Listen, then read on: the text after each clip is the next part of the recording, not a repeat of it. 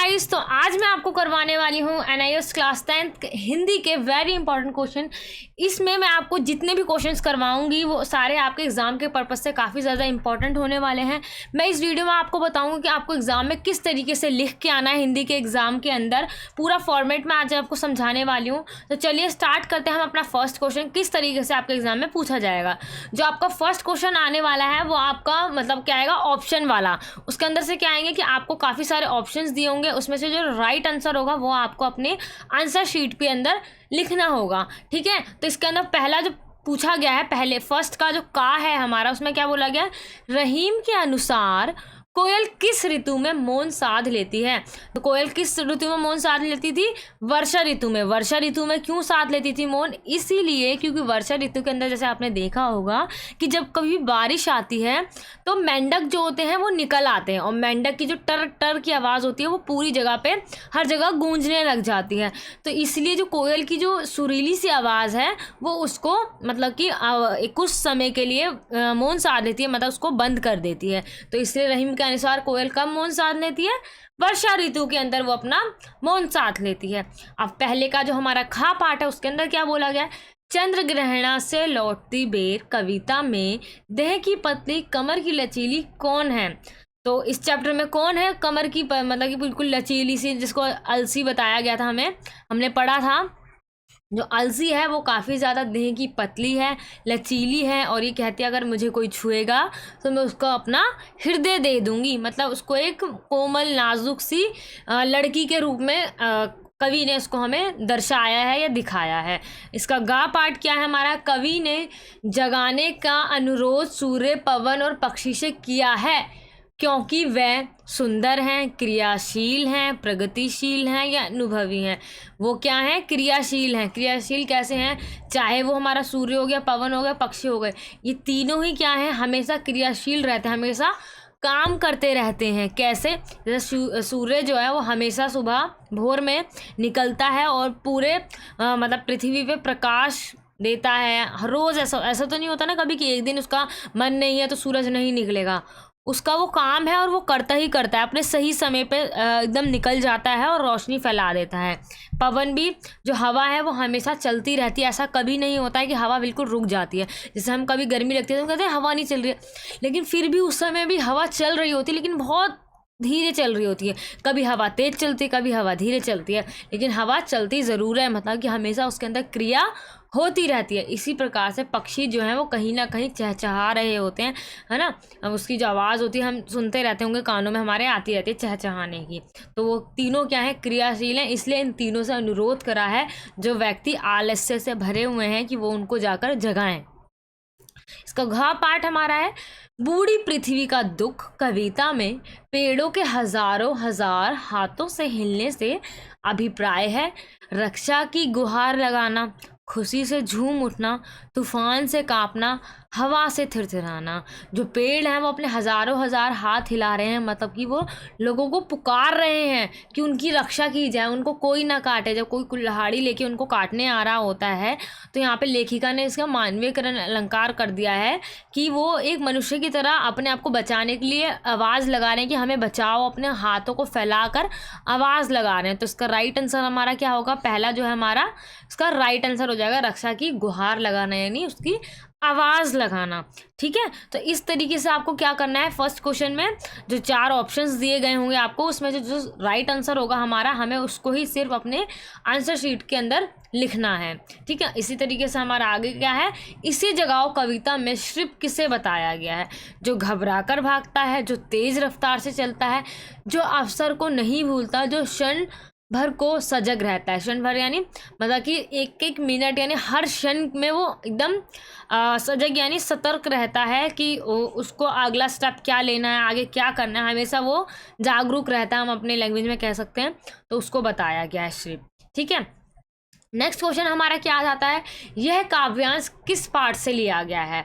अब आप ना अपने क्वेश्चन पेपर में ये भी देखोगे कि आपको काव्यांश करने के लिए आएगा, ठीक है। अब ये सोचो काव्यांश करेंगे कैसे। काव्यांश करने का एक फॉर्मेट होता है, वो मैं आपको सबसे पहले बता देती हूँ।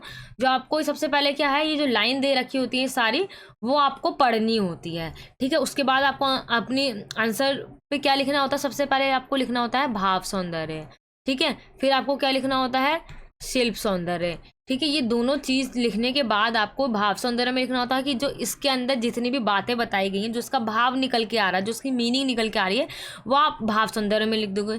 और शिल्प सौंदर्य में क्या लिखोगे कि ये इसमें बोला ना किस पाठ से लिया गया, हमें बताना, और इस काव्यांश के जो रचयिता है ये कवि का नाम भी बताना है हमें। शिल्प सौंदर्य में आप क्या करोगे, सबसे पहले कवि का नाम बताओगे, पाठ का नाम बताओगे, फिर ये बताओगे कि इसके अंदर कौन कौन से अलंकारों का प्रयोग किया गया है, अगर इसके अंदर रस का प्रयोग किया गया तो रस कौन सा है। तो ये सारी चीज़ें जो हमारे ग्रामर की रिलेटेड होती हैं, वो सारी हमें शिल्प सौंदर्य के अंदर बतानी होती है। तो वो क्या हो जाता है, हमारा काव्य सौंदर्य हो जाता है। सबसे पहले हम इसको पढ़ते हैं कि हमारा एक किस पाठ से लिया गया है, पढ़ने के बाद पता चल जाएगा। सुना है कभी रात के सन्नाटे में अंधेरे से मुंह ढांप किस कदर रोती होंगी, मतलब नदियाँ, यहाँ पे होती हो गया है, यहाँ पे सॉरी मिस्टेक हो गया बाय मिस्टेक, तो मतलब कि यहाँ पे रोती आएगा, रोती है नदियाँ। इस घाट अपने कपड़े और मवेशी धोते, सोचा है कभी कि उस घाट पी रहा होगा कोई प्यासा पानी, या कोई स्त्री चढ़ा रही होगी किसी देवता को अर्ध है। ठीक है, तो अगर आपने चैप्टर पढ़ा होगा तो आपको इजीली समझ में आ जाएगा, अच्छा ये इस चैप्टर से लिया गया, तो आप इजीली इसका जो लेखक है या लेखिका है उसका नाम लिख दोगे, किस चैप्टर से लिया गया वो लिख दोगे। तो ये हमारा बूढ़ी पृथ्वी के दुख से लिया गया है, क्योंकि यहाँ पे नदियों की बात हो रही है कि नदियाँ रोती हैं अगर उनको कोई गंदा करता है ना। तो ये सारी बात वो लेखिका हमें बता रही है। तो इसका भाव सौंदर्य हम किस तरीके से करेंगे, सबसे पहले जैसे मैंने बताया था आपको भाव सौंदर्य लिखना होगा, सबसे पहला पॉइंट आपको। ठीक है, उसके अंदर क्या आप बताओगे, जो इस पंक्तियों का भाव निकल के आ रहा है, इन पंक्तियों में कावित्री ने नदी के प्रदूषण को प्रकट करा है। ठीक है, वह कहती है जैसे एक दुखी मनुष्य अकेले में सिसक सिसक के रोता है, उसी प्रकार एक गंदी नदी भी अंधेरे में मुंह ढांप के रोती है। यहाँ कावित्री ने क्या करा है, मानवीयकरण अलंकार करा है। मानवीयकरण अलंकार कहाँ लगता है, जब किसी भी प्राकृतिक चीज को मनुष्य की तरह दिखाया जाता है तो वहां पे हमारा मानवीयकरण अलंकार लग जाता है। यहाँ ये जो है, ये नदी के दो किनारों की बात हो रही है। यहाँ पे किस दो किनारों की बात हो रही है, एक किनारे पे क्या हो रहा है कि स्त्रियां कपड़े धो रही हैं, मवेशी जो है अपने पशु पक्षियों को नहला रहे हैं, धुला रहे हैं, और दूसरी तरफ क्या हो रहा है, दूसरे किनारे पे जो एक प्यासा, नदी में से पानी भी तो पीते हैं, तो दूसरी तरफ जो एक प्यासा है वो वहाँ से पानी पी रहा है। तो वो पानी तो गंदा हो गया ना, लेकिन उसको नहीं पता है वो पानी पी रहा है। तो यही वो बता रही है। और एक स्त्री देवता को क्या कर जल चढ़ा रही है, देवता को पानी चढ़ाया जाता है ना, उसी प्रकार उसी नदी में से वो कोई स्त्री देवता को जल भी चढ़ा रही होगी। तो वो कभी देवता को गंदा पानी चढ़ाना चाहिए नहीं ना, तो इसलिए वो वहाँ पे कावित्री कह रही है कि वो हमें नदियों को, पानी को वेस्ट नहीं करना चाहिए, गंदा नहीं करना चाहिए। ठीक है, पानी पीने के लिए मतलब साफ और स्वच्छ जल की ज़रूरत होती है। हमेशा हमें पानी क्या होना चाहिए, साफ सुथरा पानी पीना चाहिए, वरना हमारे को बीमारियां लग सकती हैं। और देवता को भी भला कोई गंदा जल चढ़ा सकता है, उन्हें पवित्र जल चढ़ाया जाता है। इसलिए हमें अपने फ़ायदे के लिए प्राकृतिक संसाधनों का हनन नहीं करना चाहिए। ठीक है, इससे हमें ही नुकसान होगा। हमें हमेशा अपनी जितनी प्राकृतिक चीज़ें उनको हमेशा साफ़ सुथरा रखना चाहिए। पानी वगैरह, नदियों को कचरा वचरा नहीं फेंकना चाहिए उनके अंदर। ये सारी चीज़ें वो हमें समझाना चाह रही हैं कावित्री। शिल्प सौंदर्य में आप सबसे पहले क्या लिखोगे, कविता का नाम लिखोगे, बूढ़ी पृथ्वी का दुख। इसकी कावित्री कौन है, निर्मला पुतुल इसकी क्या है, कावित्री है। अलंकार, मानवीयकरण अलंकार का प्रयोग करा गया है। जैसे नदी को क्या है, मानव के रूप में दिखाया है कि वो रात को मुंह ढांप के रो रहा है, और जो इसकी भाषा है वो हमारी भावों के अनुकूल है। शैली, ललिता की शैली प्रश्न शैली है, कि मतलब वो लोगों से प्रश्न पूछ रही है कि कभी तुमने देखा है क्या, कभी तुमने सुना है, मतलब कि लोगों से ये हर लाइन में क्वेश्चन पूछ रही है। ठीक है, तो इस तरीके से आप क्या करोगे, काव्यांश करोगे। अगर आपने अच्छे से कर लिया तो आपके 5 या 4 नंबर बिल्कुल पक्के हो जाते हैं, जैसे मैंने आपको बताया है। ठीक है, नेक्स्ट क्वेश्चन देखते हैं। हमारा निम्नलिखित जो हमारा गद्यांश है उसको हमें ध्यानपूर्वक पढ़ना है, फिर उससे रिलेटेड जितने भी हमारे प्रश्न पूछे गए हैं उसका हमें उत्तर देना है। क्या आएगा, ये आपका गद्यांश आएगा, आपका किसी भी चैप्टर में से उठ के आ जाएगा। फिर आपको क्या करना होगा, पहले गद्यांश को पढ़ना होगा यहाँ तक, फिर देन उससे रिलेटेड जो भी क्वेश्चंस दिए गए हैं उनको आंसर आपको इसी में से ढूंढ के, या अगर आपने चैप्टर पढ़ा है तो उसमें से याद करके आपको आंसर देना होगा। तो चलिए सबसे पहले हम अपना गद्यांश पढ़ते हैं। जब मैं जीवित था, मूर्ति ने उत्तर दिया, और मेरे वक्ष में मनुष्य का हृदय धड़कता था, तब मेरा आंसुओं से परिचय नहीं हुआ था। अभी 2 लाइन पढ़ने से हमें पता चल गया ये चैप्टर कहाँ से लिया गया है। ये गद्यांश हमारा सुखी राजकुमार से लिया गया है ना। जैसे वो कहता है ना कि जब मैं मनुष्य था, जब मैं जीवित था, तो जब मेरे हृदय में असली का दिल धड़कता था, तब मेरा आंसू से परिचय नहीं हुआ था। यानी मैंने कभी भी दुख कठिनाइयों को नहीं देखा था। मैं अपने आराम से राजमहल में रहा करता था। मैं आनंद महल में रहता था, जहाँ दुख को प्रवेश करने की इजाज़त नहीं थी। दिन में मैं अपने जितने भी उसके काम वगैरह होते थे उसकी विलासिता में मैं डूबा रहता था। रात में नृत्य वगैरह देखता था या करता था। मेरा जो भी उद्यान के चारों ओर एक प्राचीर थी, मतलब कि एक दीवार थी, किंतु मेरे चारों ओर इतना सौंदर्य था कि मैंने कभी बाहर देखने का प्रयत्न नहीं किया। मतलब कि उसने अपने कहीं महल यानी अपनी जो इतना भी उसका जीवन था उसने उससे बाहर देखने का प्रयास नहीं करा, क्योंकि उसके चारों ओर इतनी खुशहाली थी, इतना सब कुछ था, वो उसी में अंदर डूबा रहा। उसने कभी भी अपनी प्रजा का दुख वगैरह नहीं देखा। मैं जीता रहा और मर गया। आज जब मैं मर गया हूँ तो उन्होंने मुझे इतना ऊंचे पर स्थापित कर दिया है कि मैं संसार की सारी जितनी भी दुख दर्द या कठिनाइयाँ हैं उन सबको आराम से देख पा रहा हूँ।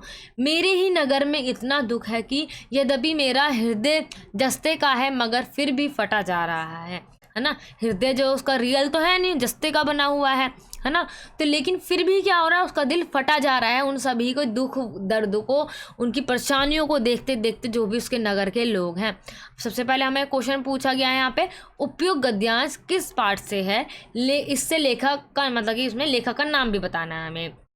तो ये गद्यांश हमारा किससे है, सुखी राजकुमार से लिया गया है ना। उसके लेखक कौन है, ऑस्कर वाइल्ड हमारे इसके लेखक हैं। मूर्ति ने कहा कि मैंने कहीं बाहर देखने का प्रयत्न नहीं किया। इसका हमें अर्थ स्पष्ट करना है कि मूर्ति ने ऐसा क्यों कहा।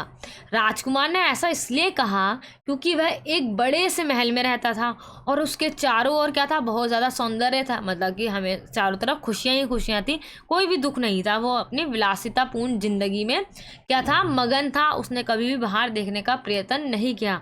उसने कभी आम लोगों की दुख दर्द को समझने का नहीं चाहा, उनको नहीं समझा। ठीक है, इसलिए वो ऐसा कहता है। मूर्ति ने क्यों कहा कि मेरा हृदय फटे जा रहा है। राजकुमार की मूर्ति इतनी ऊंचाई पर बनाई गई थी कि उससे उसकी जितनी भी परेशानियां थी, उसके नगर के अंदर दुख दर्द था, जितनी भी सबको कठिनाइयां हो रही थी, वो आसानी से इतनी ऊंचाई से देख पा रहा था अपने नगर के लोगों की परेशानियों को। और इसी वजह से जो उसका हृदय है, जस्ते का हृदय, वो फटा जा रहा था। ठीक है, ये क्या हो गया, हमारा गद्यांश हो गया। इस तरीके से आपको गद्यांश कर देना है।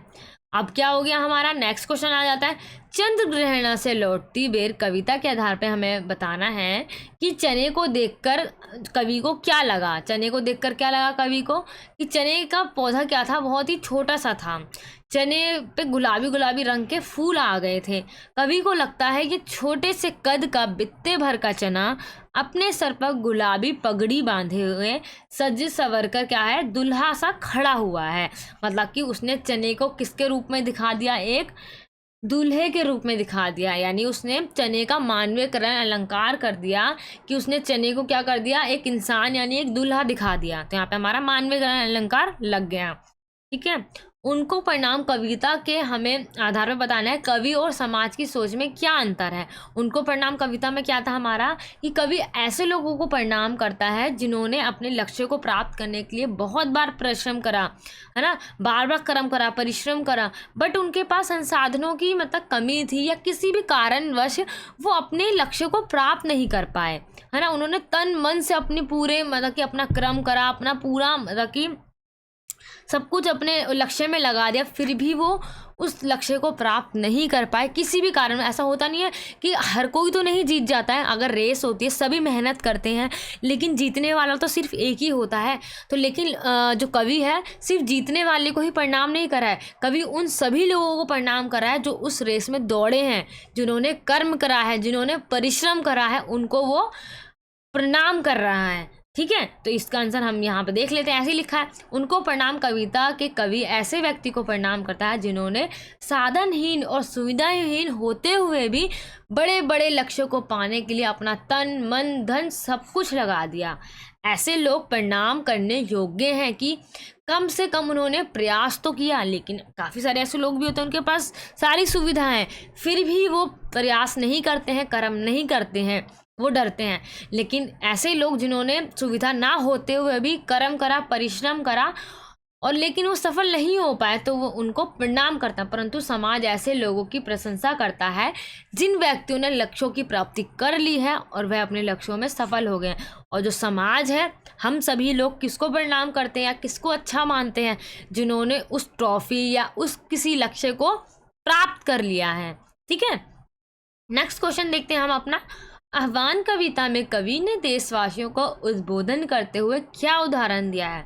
मतलब कि देशवासियों को जब वो जगा रहा था तो कवि ने अलग अलग प्रकार के उदाहरण दिए। तो हम यहाँ पे उसमें से एक उदाहरण देख लेते हैं कि जैसे वो बताता है कि कवि ये बोलता है कि सिर्फ बैठे बैठे भाग्य के भरोसे बैठे रहने से कुछ भी नहीं होगा, हमें कर्म करना पड़ेगा। यहाँ पे ज़्यादातर कवियों ने कर्म पर बहुत ज़्यादा बल दिया है। कर्म बहुत ज़्यादा इम्पॉर्टेंट है। अगर जब तक हम कर्म नहीं करेंगे हम किसी लक्ष्य को प्राप्त नहीं कर पाएंगे, किसी में सफल नहीं हो पाएंगे, है ना। हमें कर्म करना चाहिए, उसके अंदर हम सफल हो या ना हो, लेकिन हमें कर्म करना चाहिए। तो यहाँ पे कवि भी हमें आह्वान कविता में यही बता रहे हैं कि एक तो उदाहरण वो देते हैं कि जैसे कि हम बैठे हुए हैं और हमारे सामने खाना पड़ा हुआ है, ठीक है, बहुत सुंदर या बहुत अच्छा टेस्टी सा खाना पड़ा हुआ है और हम इतनी दूरी पे बैठे हुए हैं। जब तक हम अपने हाथों से उसको उठाकर नहीं खाएंगे, क्या वो हमारे मुंह के या हमारे पेट के अंदर जा सकता है? बिल्कुल भी नहीं। हमें हल्का सा कर्म करना पड़ेगा, हमें आगे आना पड़ेगा, अपने हाथों से उसका निवाला बनाकर अपने मुंह के अंदर रखना पड़ेगा।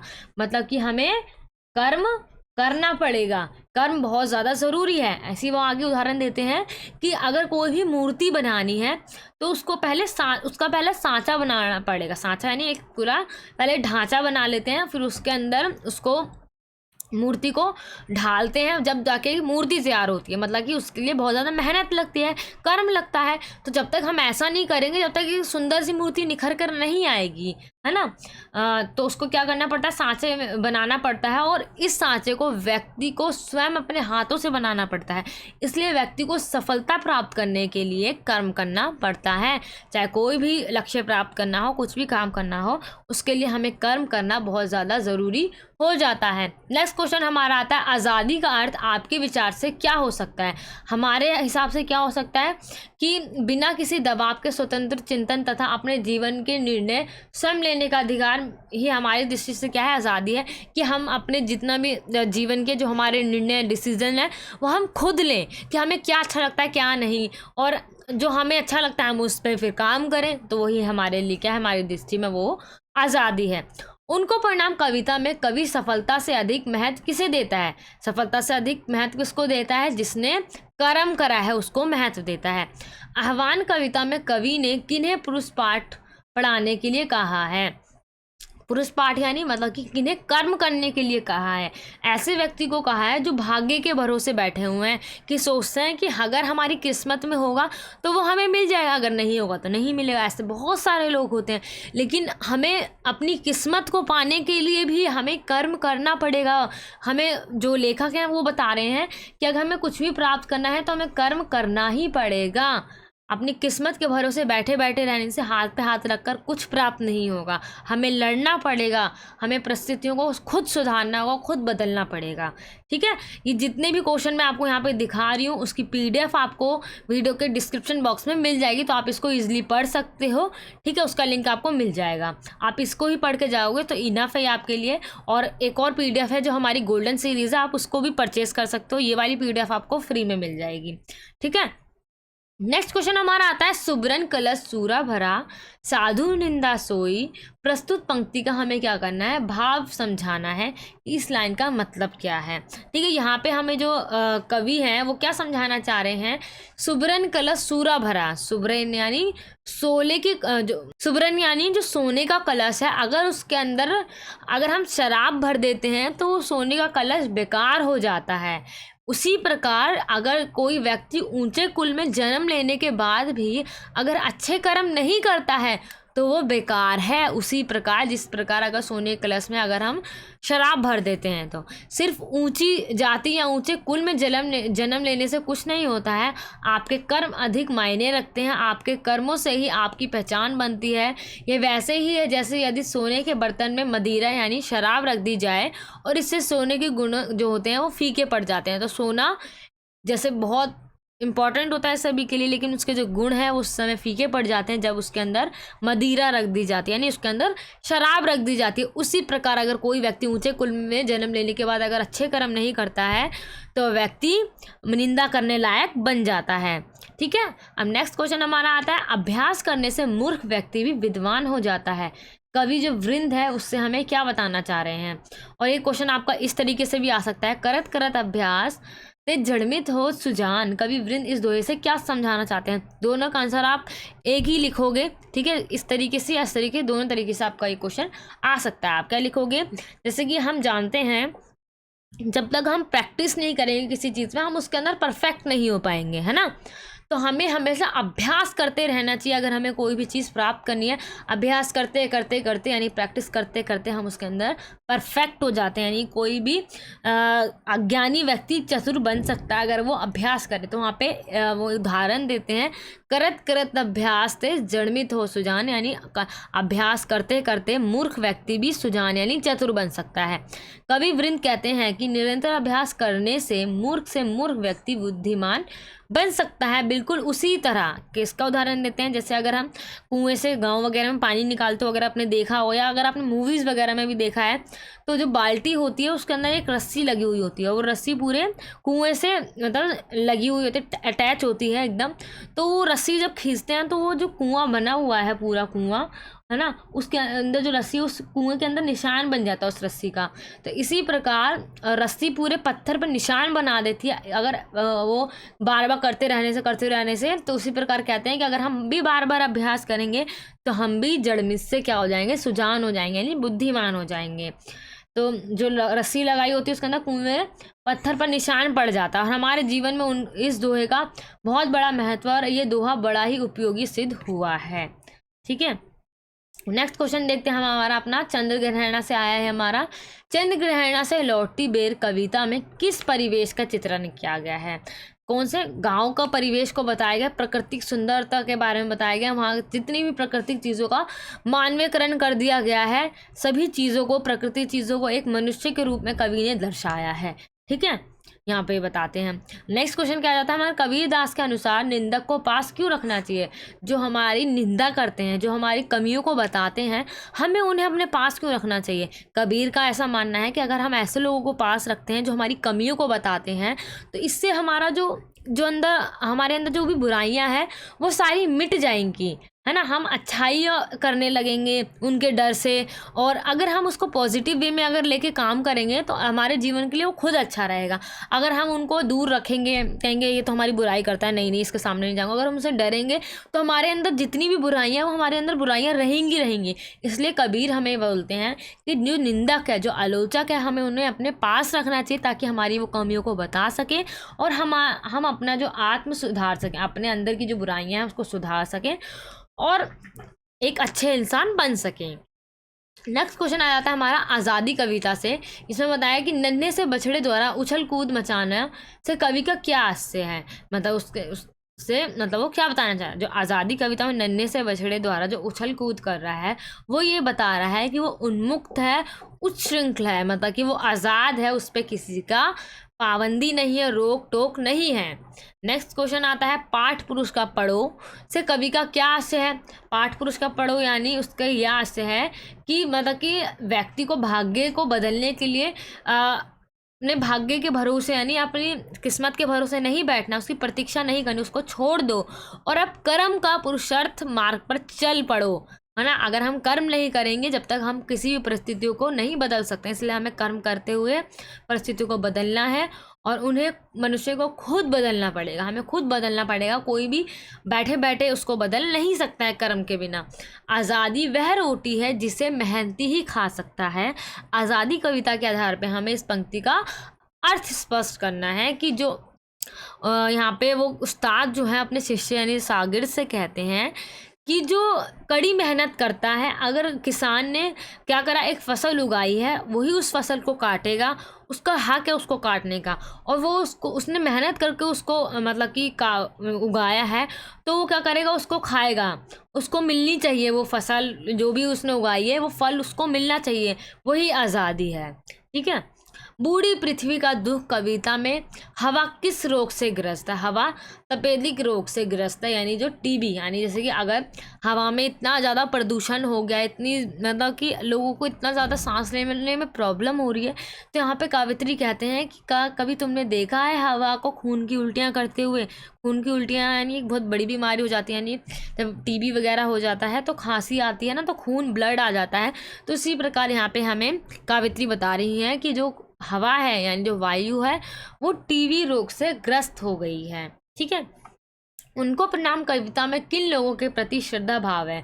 उन लोगों के प्रति श्रद्धा भाव है जिन्होंने परिश्रम करा है लक्ष्य को प्राप्त करने के लिए, लेकिन उन्हें लक्ष्य प्राप्त नहीं हो पाया, उनको कवि क्या करता है, प्रणाम करता है। ठीक है। जो जितने भी क्वेश्चन है ना हमारे, वो हमारे 2 मार्क्स के भी हैं, ठीक है, 4 मार्क्स के भी हैं, 5 मार्क्स के भी हैं। तो आपका किसी भी मार्क्स में आपका क्वेश्चन आ जाए, आप कोई सा भी मतलब कि ईजिली अपने सभी क्वेश्चंस को अटेम्प्ट कर सकते हो, और आपको एग्ज़ाम के अंदर कोई भी एक भी क्वेश्चन छोड़ के नहीं आना है। जैसे मैं आपको बता रही हूँ, आपको उसी तरीके से आपको एग्ज़ाम के अंदर लिख के आना है। अगर आपको ऐसा लगता है कि क्वेश्चन मुझे नहीं आता है, तो आप उस चैप्टर से रिलेटेड जो आपको आता है वो लिख देना, लेकिन क्वेश्चंस को अटैम्प्ट करके आना है आपको। अगर आप छोड़ के आ जाओगे, खाली ब्लैंक करके आ जाओगे, तो टीचर आपको मार्क्स नहीं दे पाएगा। इसलिए आपको उसके अंदर कुछ ना कुछ लिख के ज़रूर आना है, और इस PDF को ज़रूर ले लेना, ताकि आप सभी क्वेश्चन को एक बार रीड आउट कर लोगे तो आपके क्वेश्चन जो है आपके माइंड में बैठ जाएंगे, और इससे रिलेटेड आपके अगर क्वेश्चन आते हैं तो आप इजिली उसको अटैम्प्ट कर सकते हो। ठीक है।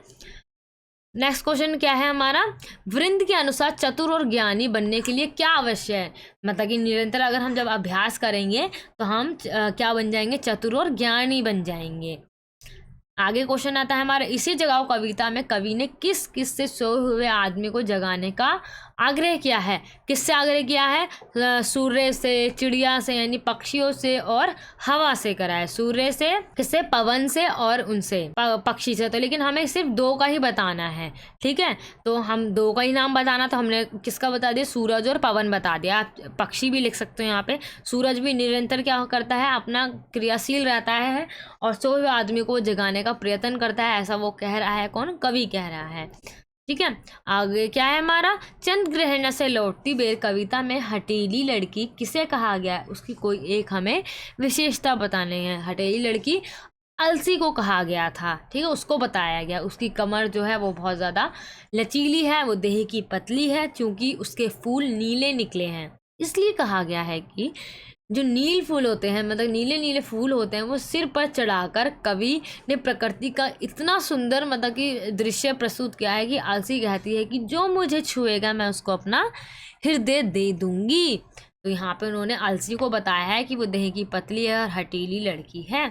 नेक्स्ट क्वेश्चन हमारा आता है, आह्वान कविता में कवि ने अनेकता होने पर भी एकता हो सकती है, इस तथ्य को स्पष्ट करा है। ठीक है। उन्होंने लास्ट वाले अपने दोहे में बताया था कि जैसे अलग अलग फूलों को जोड़कर एक सुंदर सी माला बन सकती है, उसी प्रकार हमारे देश के अंदर जैसे हम देखते हैं कि हमारे देश में सभी तरह के धर्म रहते हैं, हिंदू, मुस्लिम, सिख, ईसाई, मतलब सभी लोग रहते हैं। कि अगर वो लोग एक साथ मिलकर मतलब कि परिश्रम करें और भारत को आज़ादी दिलाने के लिए काम करें, तो हमारा भारत जो हमेशा खुशहाल रहेगा, सुंदर लगेगा। जिस प्रकार एक बहुत सारे अलग अलग फूलों की माला बहुत सुंदर लगती है। ठीक है। ऐसा बताते हैं वो। नदियाँ मुंह ढाँप कर रोती हैं का क्या अर्थ बताया गया है? पर्यावरण क्या है, बिगड़ रहा है, नदियों को सूखा पड़ रहा है, नदियों के अंदर कूड़ा जो है फेंका जा रहा है, गंदा करा जा रहा है, उनके अंदर जितनी भी रासायनिक वगैरह हैं उनके अंदर वो छोड़े जा रहे हैं। तो इस प्रकार हमारी नदियाँ क्या हैं, बहुत ज़्यादा गंदी हो गई हैं, और उसको बहुत ज़्यादा दुख हो रहा है, इसलिए वो मुंह ढाँप कर रो रही हैं। बूढ़ी पृथ्वी का दुख कविता में कवित्री ने पिछवाड़े शब्द का प्रयोग किस विशेष उद्देश्य से किया है। उन्होंने इसलिए उसका प्रयोग करा है, जैसे कि हम देखते होंगे, जैसे हमारा घर है, जो हम अपने घर को बहुत ज़्यादा सुंदर अच्छी तरीके से डेकोरेट करते हैं, हमेशा साफ़ सुथरा रखते हैं, लेकिन अगर हमारे घर के बगल में या हमारे घर के मतलब पीछे पिछवाड़े यानी पीछे अगर कोई प्लॉट वगैरह खाली, आपने खुद देखा होगा, आपने भी कभी उसके अंदर कूड़ा डाला होगा, है ना, या लोग भी उसके अंदर कूड़ा डालते हैं अगर आमने सामने है। तो वही यहाँ पे कावित्री बताना चाह रहे हैं, अगर आपके घर के पिछवाड़ा है कोई, उस जगह को आप बहुत ही मतलब कि बदसूरत से बना के रखते हो, गंदगी फैली रहती है, लेकिन आपके घर के अंदर जो है आप उसको बहुत सुंदर बना के रखते हो।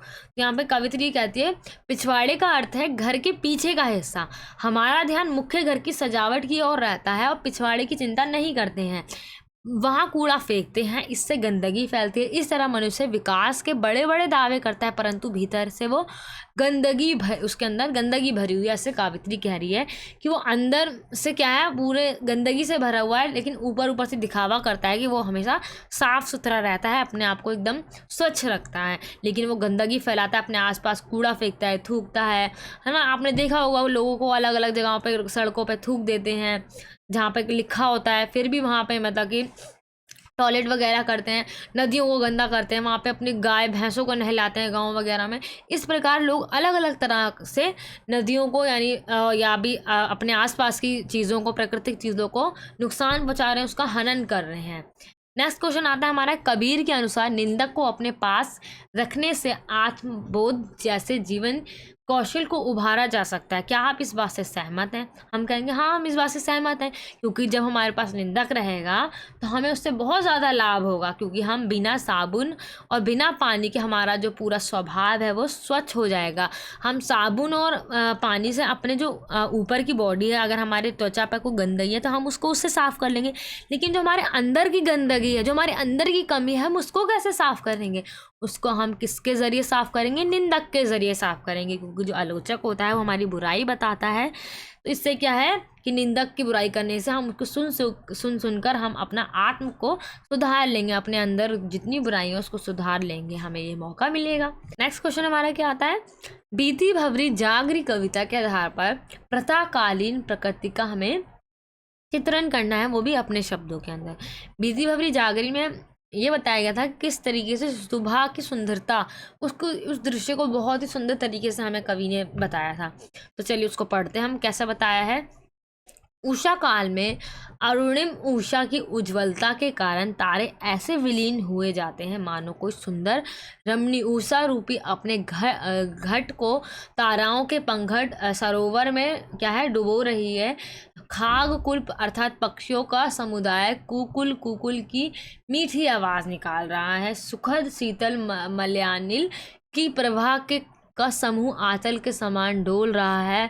यह लता भी मधुमेह सौरभ युक्त नवकालीनों से भरा कर रस की गागर के समान प्रतीत हो रही है। हर तरफ चहल पहल और प्रभात का उत्सव है। इसका हम समझते हैं कि जैसे कि एक आपने देखा होगा रात के समय तारे निकले हुए होते हैं, जब सुबह भोर हो रही होती है, भोर यानी जब आप समझ लो 4 से 5 बजे का टाइम जो होता है, उस समय जो अंधेरा जो है छटने लग जाता है और सूरज की किरणें जो है वो आने लग जाती हैं। तो यहाँ पे जो उन्होंने उषा है, जो नहीं सूरज की जो किरणें हैं, उसको एक उन्होंने स्त्री के रूप में दर्शाया है।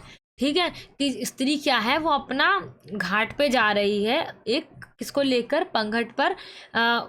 पंखट पे जैसे स्त्री क्या करती हैं कि अपना जो घड़ा होता है उसको पंखट में डुबोती हैं और उससे पानी निकालती हैं। तो यहाँ पे कवि हमें यही बता रहा है कि स्त्री जो है अपना जब घड़ा जो है वो घाट में यानी जो आसमान के अंदर डुबो रही है, यानी उषा को उन्होंने बताया स्त्री वो अपना डुबो रही है। तो इससे क्या हो रहा है, जो तारे हैं वो विलीन हो रहे हैं, यानी छुपते जा रहे हैं, और उजाला जो है वो निकलता आ रहा है, यानी सुबह जो है रोशनी होती चली आ रही है और तारे जो हैं वो गायब होते जा रहे हैं, अंधेरा छटता जा रहा है।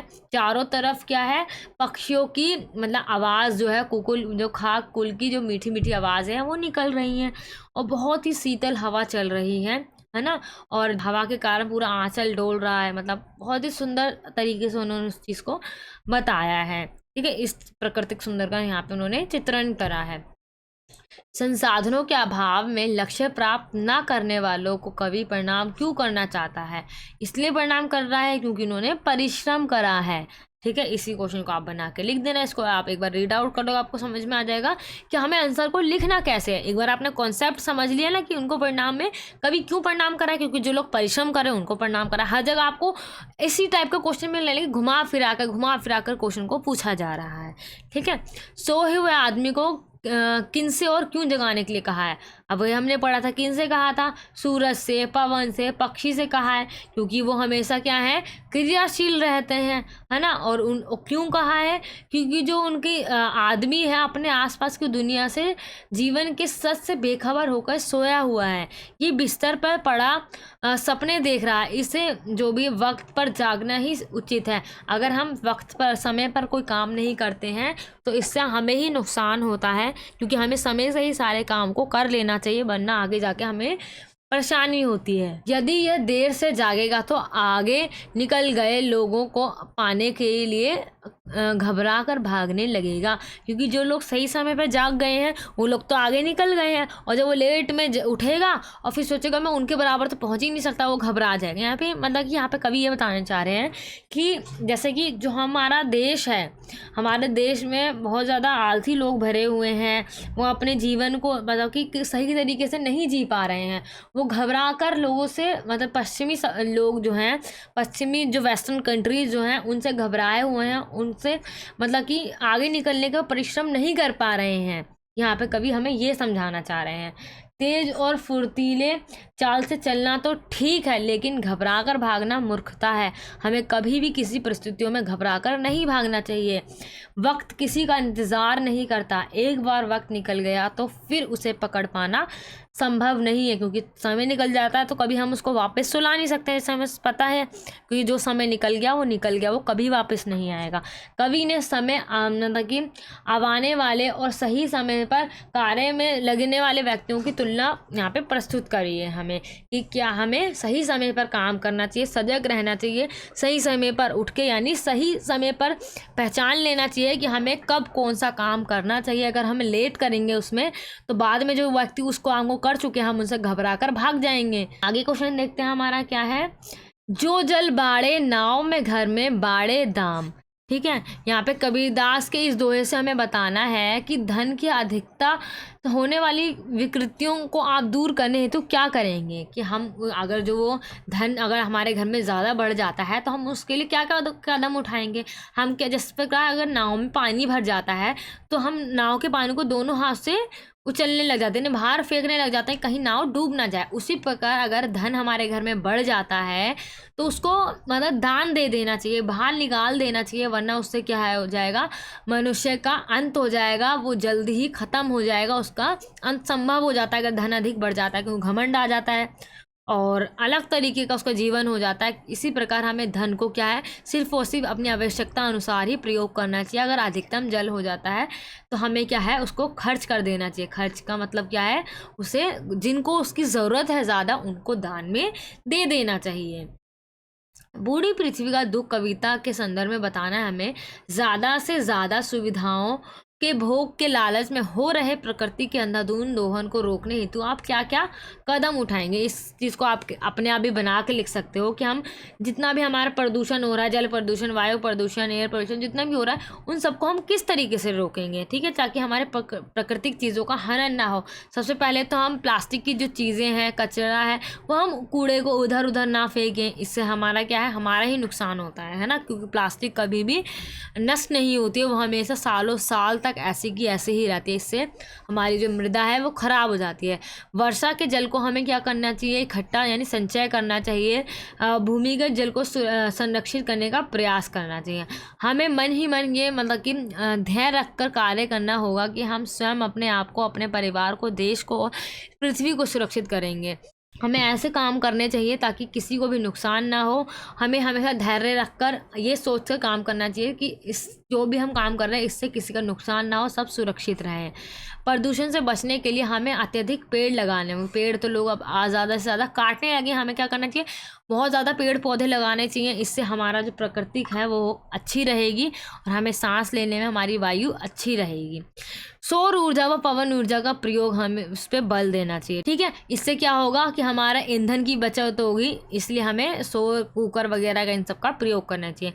नदी के किनारे जितने भी बसे लोग हैं उन्हें नदी के अंदर जो अपने कपड़े वगैरह या जितने भी मवेशी होते हैं अपने जानवर वगैरह को नहीं नहलाना चाहिए। इससे क्या होता है, नदी का पानी जो है वो गंदा हो जाता है, उसके अंदर जो भी हमारा डिटर्जेंट पाउडर साबुन वगैरह होता है उससे क्या होता है, हमें बहुत ज़्यादा नुकसान होगा।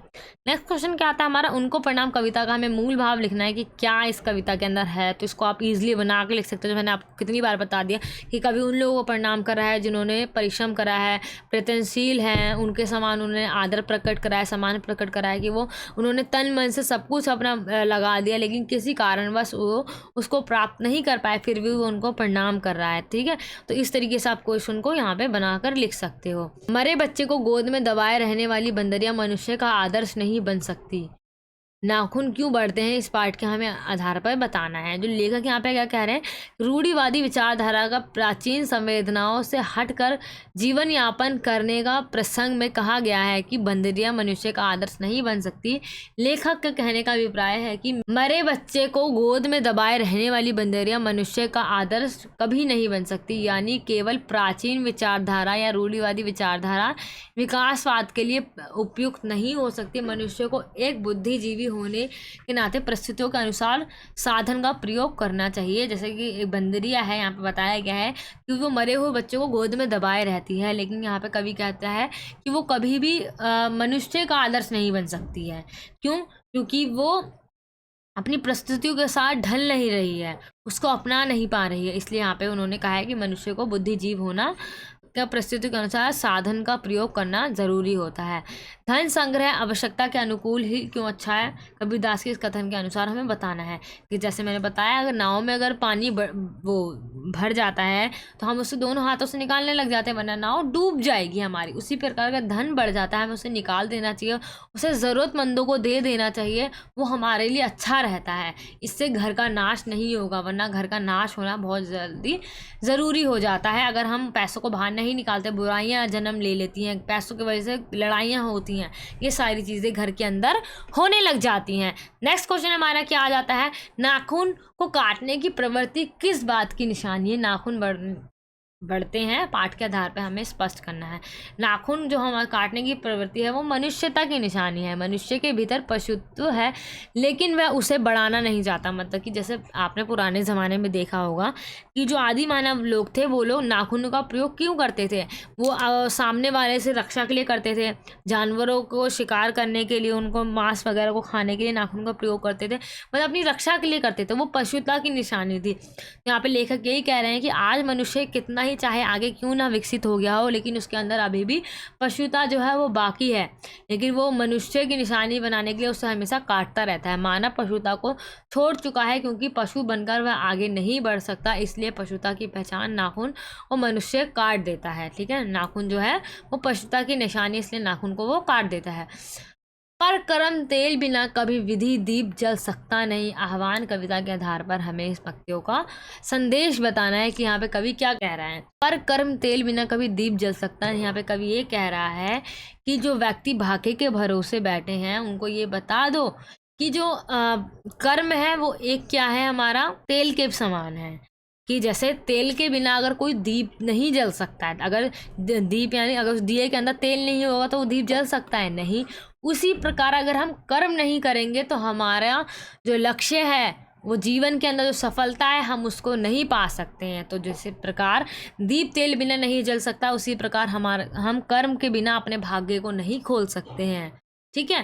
चंद्र ग्रहण से लौटती मेरी कविता में बगुले को शोषक वर्ग का प्रतीक क्यों बताया गया है, इसलिए बताया गया है क्योंकि जो वो है बगुला। वो क्या करता है, वो शांति से अपनी आंखें बंद कर कर पानी के अंदर तालाब में खड़ा रहता है, कभी ऐसा देखता है, और जैसे ही उसके नीचे से चोंच के नीचे से मछली जाती है, वो उसको चोंच से पकड़कर उड़ जाता है। तो यानी वो ऊपर ऊपर से तो कुछ और दिखा रहा है कि लोगों के सामने कि मैं सही हूँ, मैं गलत नहीं हूँ, लेकिन अंदर से वो क्या है, शोषक है, यानी लोगों का शोषण करता है, उनकी बुराइयां करता है। यहाँ पे लोग उन लोगों के बारे में कवि बताना चाह रहा है कि जो लोग ऊपर से ये तो दिखावा करते हैं कि मैं तुम्हारे साथ हूँ, मैं गलत नहीं हूँ, और पीछे से वो, जैसे हम कहते हैं ना, आगे से कुछ और बन के दिखा रहा है, पीछे से उसने पीठ में छुरा घोंप दिया या खंजर घोंप दिया, यानी वही काम कौन कर रहा है, बगुला कर रहा है।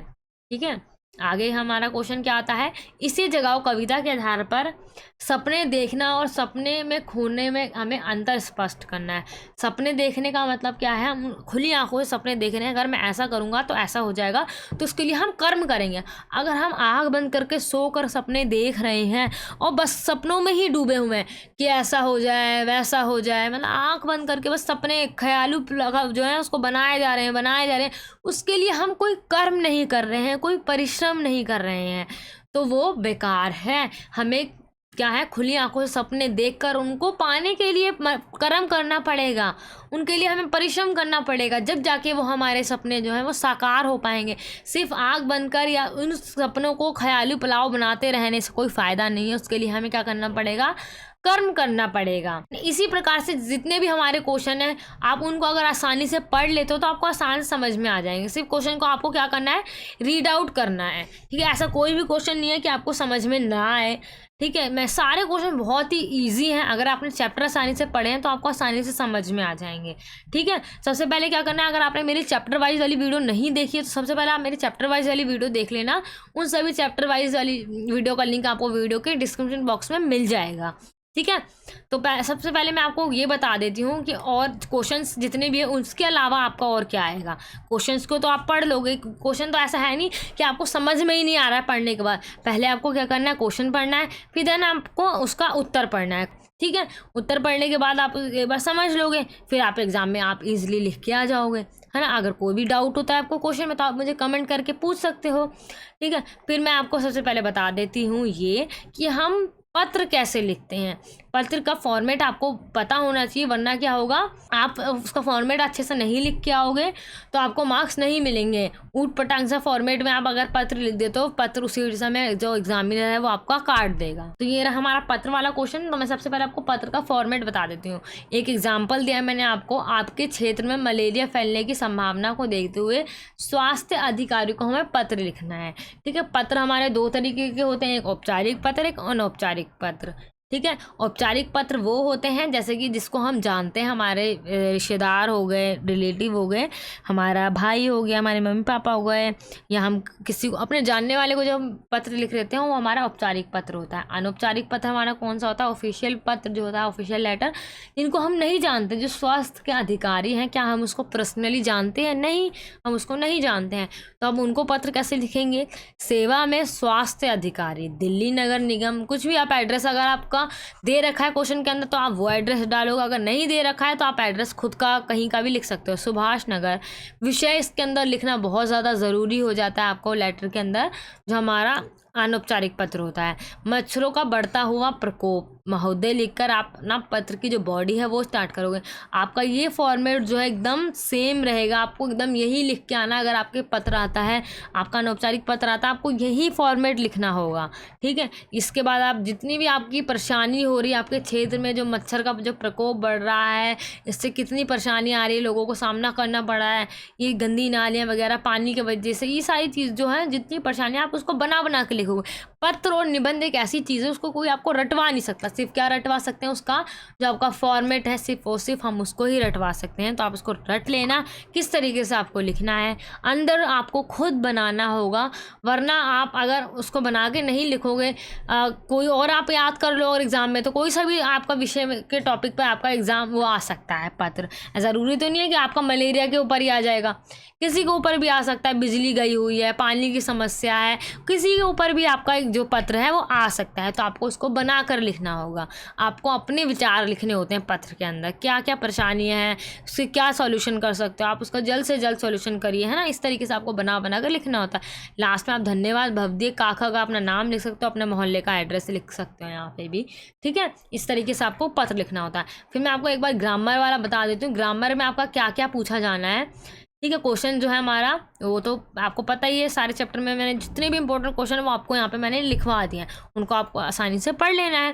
फिर जो आपका ग्रामर में क्या आता है, सबसे पहले आपका संधि विच्छेद आता है। संधि यानी आपको एक वर्ड को तोड़ कर लिखना है। जैसे आपको यहाँ पे मैंने एग्जाम्पल दे रखा है, स्वागत। स्वागत आप कैसे लिखोगे, स्वागत आप कैसे बोले, सु प्लस आगत यानी स्वागत। देवेंद्र, देवेंद्र आप कैसे बोल रहे हैं, देव इंद्र, ठीक है। आप इसको यहाँ पे बीच में प्लस का निशान लगा के इसका आप क्या करोगे, संधि विच्छेद कर दोगे। इस तरह से आपका कोई भी वर्ड यहाँ पे आपके एग्जाम में दिया जा सकता है, आपको उसको तोड़ना होगा। आप जिस तरीके से उसको बोल रहे हो ना, उसको आप लिख देना। जैसे स्वागत आपका जैसे लिखा हुआ है, आप उसको ऐसे नहीं बोल रहे, आप उसको कैसे बोलते हैं, स्वागत, आप ऐसे बोल रहे हो, नहीं उसका अंदर सू लग रहा है, फिर आगत बोल रहे हो, है ना। तो आप जिस तरीके से बोल रहे हो उस तरीके से उसको तोड़ के लिख देना है, ठीक है।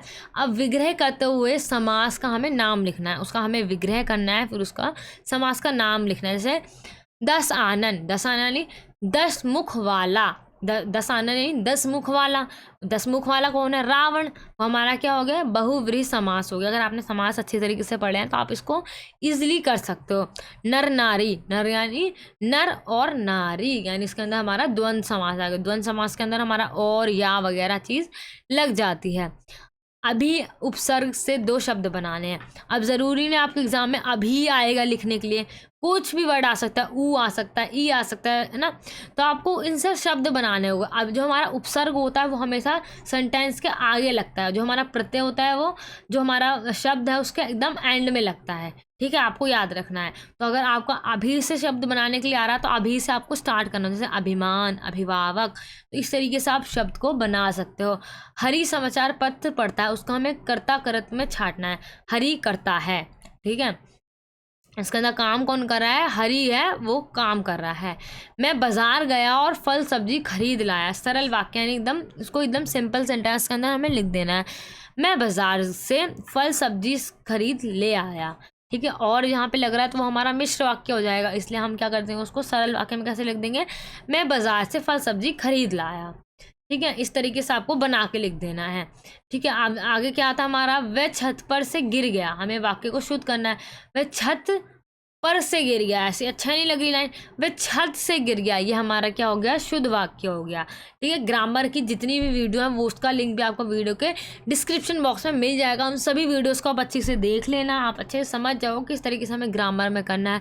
विलोम शब्द आपको लिखने हैं, ठीक है। और आपको क्या बनाना है, अब आपको प्रत्यय बनाना है, प्रत्यय से शब्द बनाना है। जैसे आऊँ से बनाना है, बनाऊँ, खाऊँ, ये सारी चीज़ें। आऊँ जिसके लास्ट में आ रहा है, जैसे आपको ई से बनाना है तो ऐतिहासिक, तो इसके लास्ट में क्या आ रहा है हमारा, इक आ रहा है, तो एंड में जो आ रहा है उससे आपको शब्द बनाना होगा, तो हमारा क्या आ जाता है, प्रत्यय हो जाता है।